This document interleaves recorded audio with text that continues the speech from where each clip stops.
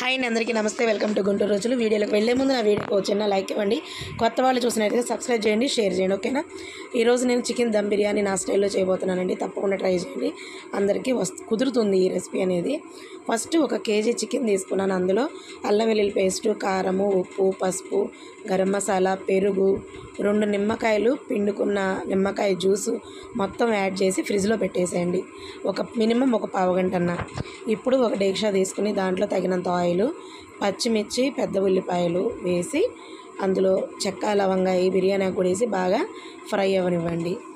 ఈ ఫ్రై అయ్యేలోపు ఒక బాండీ తీసుకుని మనం ఫస్ట్ నానబెట్టుకున్నాం కదా ఈ చికెన్ అనేది, ఈ మిశ్రమాన్ని ఆయిల్ వేడెక్కినాక ఆ ఆయిల్లో వేసేసి ఇంకేం యాడ్ చేయొద్దు, మూత పెట్టేసేయండి. పక్కన అది ఉడుకుతూ ఉంటుంది ప్యారలల్గా. ఇప్పుడు మనం రైస్కి తయారు చేసుకున్నాం కదా ఈ మసాలాల్లో అల్లం వెల్లుల్లి పేస్ట్ కూడా వేసి అది బాగా వేగినాక టమాటాలు, అలాగే కొంచెం కారం, ఉప్పు, పుదీనా, కొత్తిమీర మొత్తం కూడా ఇందులో యాడ్ చేసేయండి.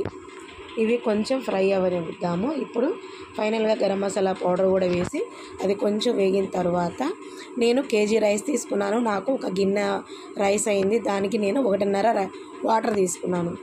రైస్ ఏదైతే మనం నానబెట్టుకుంటామో ఆ నీళ్ళే యాడ్ చేసుకోండి, అవి వేస్ట్ చేయొద్దు. అవి రైస్కి టేస్ట్ బాగా మంచి టేస్ట్ ఇస్తాయి. ఇప్పుడు ఇందులోనే కొంచెం ఆయిల్లో ఫ్రైడ్ ఆనియన్స్ కూడా వేసేసి వాటర్ పోసాం కదా, ఈ వాటర్ అనేది మనం ఇందులో యాడ్ చేసి ఇలా మరిగించుకోవాలి. ఓ పక్కన ఇలా రోలింగ్ బాయిల్ అయినప్పుడు మనం కడిగి పెట్టుకున్న రైస్ కూడా యాడ్ చేసేసి మూత పెట్టేసుకోవడమేనండి. ఓ పక్క రైస్ అనేది ఉడికిపోతూ ఉంటుంది, ఇంకో పక్కన మనకి కర్రీ కూడా రెడీ అవుతూ ఉండాలి. 2 ఒకేసారి పెట్టేసుకుంటే రైస్ అయిపోయినప్పుడు కర్రీ కూడా అయిపోతుంది. ఇప్పుడు ఏంటంటే రైస్ వాటర్ ఉన్నాయి కదా, ఆ రైస్లో ఈ కూర ఉడుకుతున్నప్పుడు జ్యూస్ ఏదైతే ఉంటుందో ఆ జ్యూస్ అనేది యాడ్ చేసుకోండి. ఆ గుజ్జు అనేది ఒక 2 గంటల దాకా, కేజీకి నేను 2-3 గంటలు యాడ్ చేసుకున్నాను. ఇలా యాడ్ చేసేసి ఫ్రైడ్ ఆనియన్స్ కూడా వేసి ఒక్కసారి మళ్ళీ కలిపేసుకుని మూత పెట్టేసేయండి. అంతేనండి. కర్రీ ఇంకా మనకి రెడీ అయిపోతుంది రైస్ అనేది. ఈలోపు కర్రీ చూసారు కదా, కర్రీ కూడా అయిపోయింది. ఇలా ఆయిల్ వచ్చిందంటే పర్ఫెక్ట్గా ఉడికిపోయినట్టు.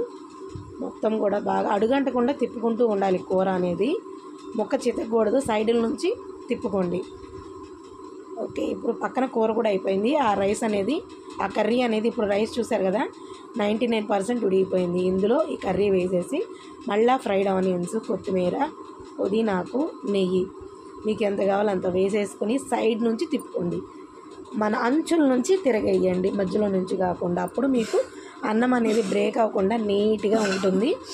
చక్కగా టేస్ట్ కూడా ఈ కర్రీలో ఉన్న ఫ్లేవర్స్ అన్ని రైస్కి బట్టి బాగుంటుంది టేస్ట్ అనేది. చూసారు కదా, ఇది అంటే ఫస్ట్ మనం దమ్ పెట్టుకోవడానికి లేయర్స్గా వేసుకునే పని లేకుండా ఇది ఒక సింపుల్ ప్రాసెస్ అండి. ఇలా కూడా చేయొచ్చు, అలా కూడా చేయొచ్చు. రెడీ అయిపోయిందండి రైస్ అనేది. చూసారా ముక్క అనేది, అన్నం కూడా బాగుంది మెత్తగా. సో ఇప్పుడు నేను ఇది దించేసుకున్నాను. ఓ పక్కన కలియ తయారు చేసుకున్నాను. అదే కట్ట అంటారు కదా, కొంతమంది కలియ అంటారు, కొంతమంది కట్ట అంటారు. అది నేను తయారు చేస్తున్నాను. ఫస్ట్ ఒక గిన్నె తీసుకుని దాంట్లో ఇలా టమాటాలు, పెద్ద ఉల్లిపాయలు, పచ్చిమిరపకాయలు, ఆయిల్, ఉప్పు, పసుపు, కారం వద్దు, ఉప్పు, పసుపే వేయాలి. ఈ పచ్చిమిర్చి, కారం మాత్రమే ఉండాలి ఇందులో. వేసి బాగా ఒక 2 నిమిషాలు మగ్గిన తర్వాత చింతపండు గుజ్జు అనేది యాడ్ చేసుకోండి. యాడ్ చేసుకున్నాక ఒక 2 నిమిషాలు ఆగిన తర్వాత మీ చారుకి ఎంత వాటర్ కావాలో మనం తీసుకున్న పులుసుకు తగ్గట్టుగా వాటర్ యాడ్ చేసుకోండి. ఇందులోనే 1 స్పూన్ అల్లం వెల్లుల్లి పేస్ట్ యాడ్ చేసుకోండి. తర్వాత ఉడికించుకున్న కందిపప్పు 1 అర గ్లాసు, పచ్చిపప్పు 1 అర గ్లాస్ వేసి ఉడికించుకున్న అది కూడా వేసేసి ఇలా రోలింగ్ బాయిల్ వేసాక మరిగించుకోవాలి. అంతే, పప్పుచారు రెడీ అయిపోయింది. కలియా అనేది, అలాగే రైస్ కూడా రెడీ అయిపోయింది. ఇక వేడివేడిగా సర్వ్ చేసేసుకోండి. చూసారు ఎలా ఉందో, చాలా అంటే చాలా బాగుంటుంది. తప్పకుండా ట్రై చేయండి. మీ అందరికీ కూడా వీడియో నచ్చిద్ది అనుకుంటున్నాను. మరొక మంచి వీడియోతో కలుస్తాను. అప్పటిదాకా చూస్తూ ఉండండి. Bye bye.